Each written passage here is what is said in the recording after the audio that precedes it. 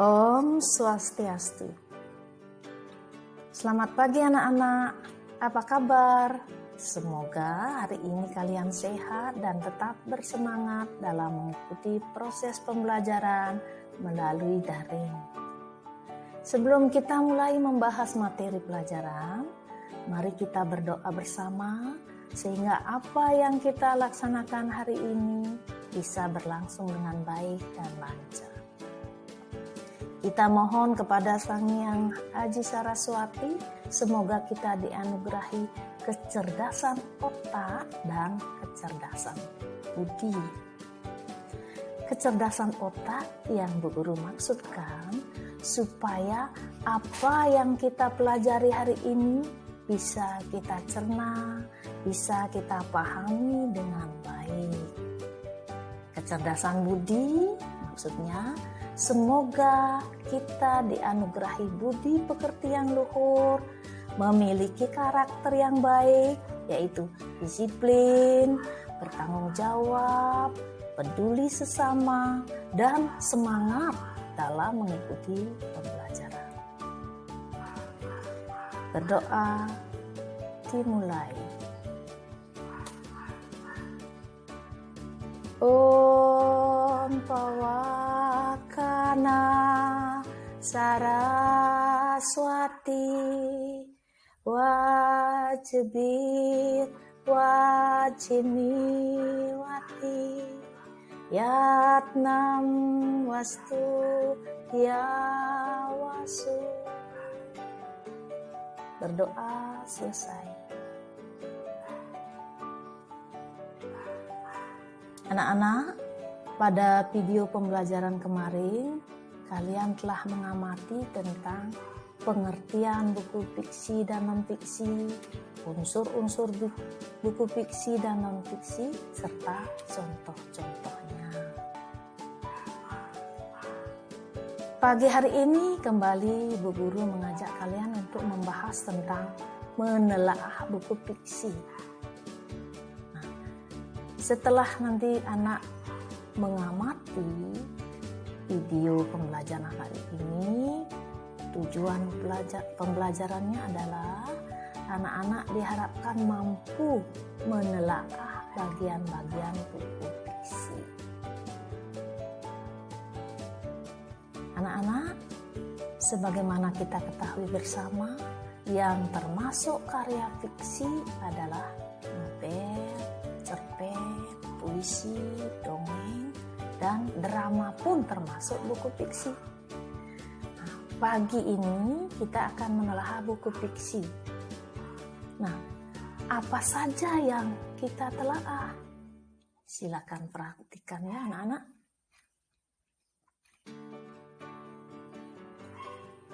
Yang pertama yang harus kita telaah adalah sampul atau cover buku. Yang kedua, menelaah rincian subbab dan judul subbab. Yang berikutnya, menelaah tokoh dan penokohan, lalu menelaah tema dan amanat. Selain itu, kita juga akan mencermati bahasa yang digunakan di dalam buku fiksi, serta mencermati penyajian alur cerita pada sebuah buku fiksi. Anak-anak, sekarang Ibu Guru akan menjelaskan tentang telaah sampul atau cover buku fiksi. Nah, sampul buku memuat beberapa informasi melalui perwajahan dalam bentuk tulisan dan gambar atau latar belakang yang menyertainya.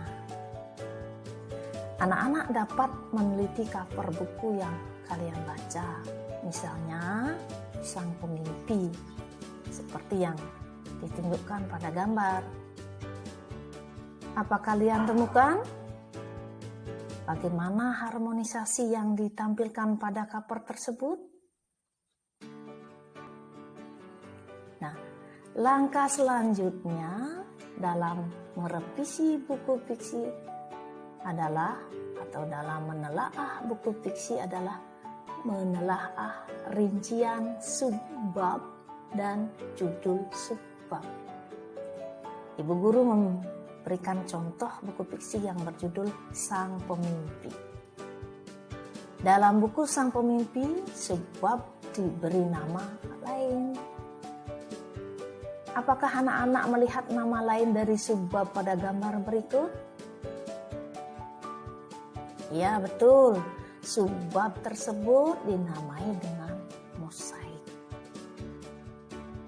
Di dalam buku ini ya, perhatikan kembali. Mengapa demikian? Ya, itu bergantung gaya penulis dalam memilih penggunaan kata di dalam novelnya. Nah, dapatkah anak-anak melihat ada berapa subbab atau mosaik di dalam novel Sang Pemimpi?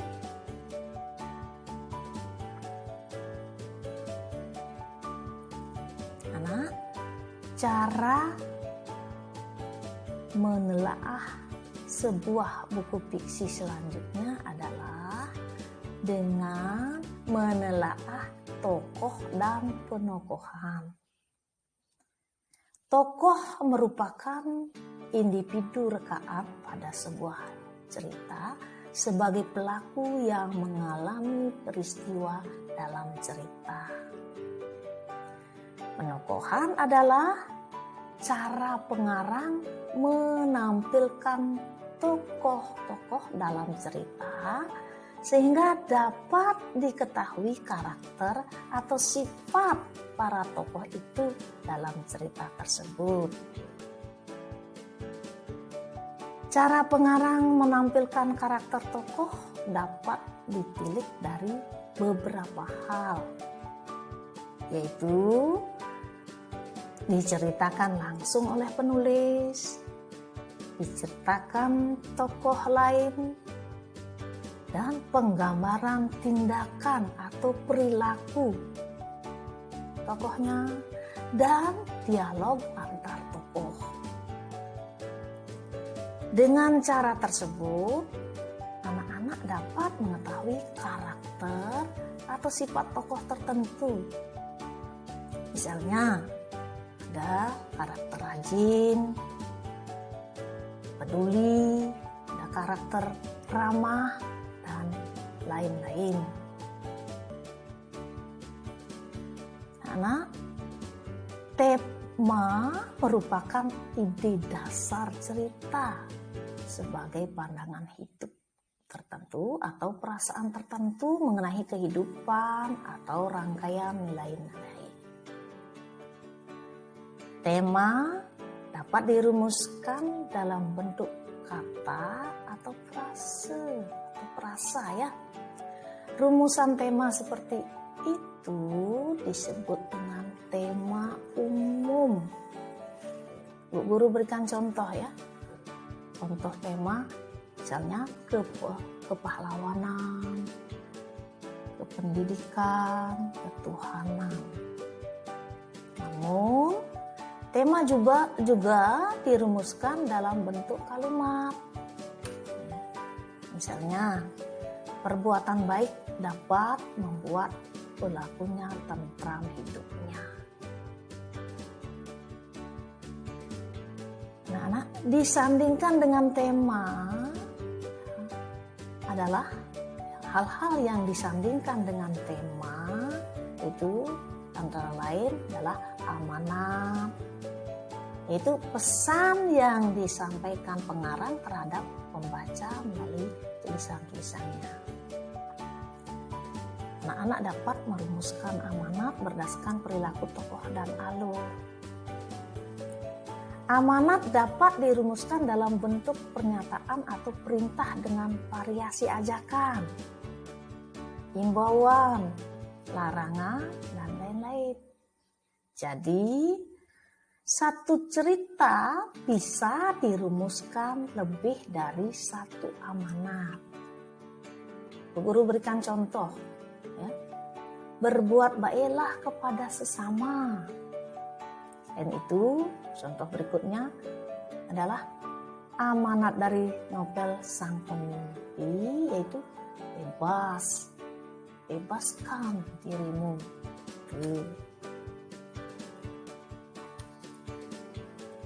Mencermati bahasa yang digunakan dalam buku fiksi terdapat majas. Masih ingatkah tentang majas?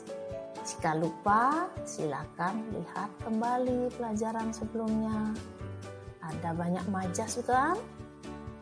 Ada majas hiperbola, ada metafora, ada personifikasi, paradoks, smile, ironi, dan masih banyak lagi. Anak-anak, penggunaan majas ini pula lah yang semakin menghidupkan rasa tulisan menjadi lebih sentimental. Anak-anak akan menemukan ungkapan-ungkapan majas dalam buku fiksi. Selain itu, anak-anak juga akan menemukan kata-kata bermakna konotasi, makna tambahan, seperti yang sudah kita bahas sebelumnya. Di samping makna dasar juga akan ada di dalam buku fiksi.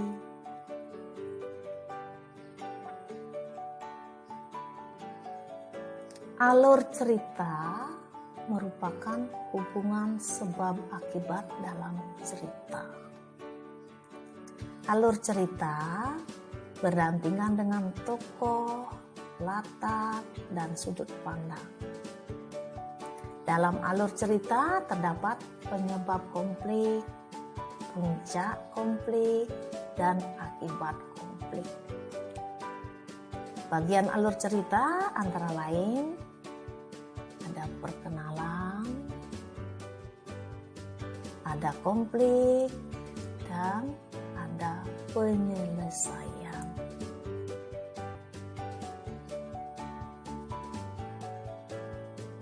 Nah, demikian tadi telah Bu Guru jelaskan tentang hal-hal apa saja yang ditelaah dalam buku fiksi.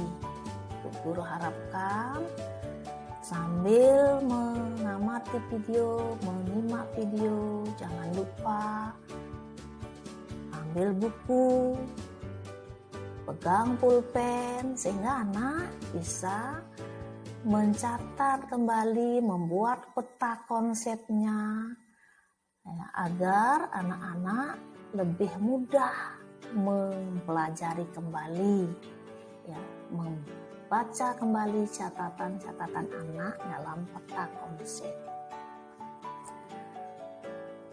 Sebelum Ibu Guru akhiri, ya, Ibu ucapkan terima kasih atas kesempatan anak untuk kembali menerima apa yang Ibu Guru jelaskan, dengan harapan anak bisa memahami dengan baik. Pada pertemuan berikutnya kita akan membahas tentang hal-hal apa saja yang kita analisis atau telaah dalam buku non-fiksi. Sebelum Ibu akhiri, jangan lupa silakan klik jeda pada video ini untuk melihat tugas yang berkaitan dengan materi pelajaran yang telah Ibu Guru jelaskan tadi. Di sini ada 2 pertanyaan. Ya, masing-masing pertanyaan Ibu Guru berikan nanti nilai maksimal 50.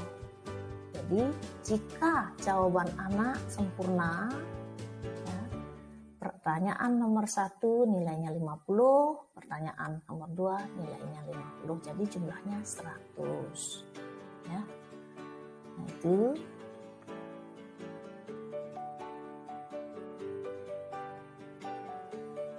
Jika anak-anak ada pertanyaan, kita bisa diskusikan di Google Classroom maupun di WhatsApp Ibu Guru. Demikian pelajaran kita hari ini. Ibu tutup dengan Paramasanti.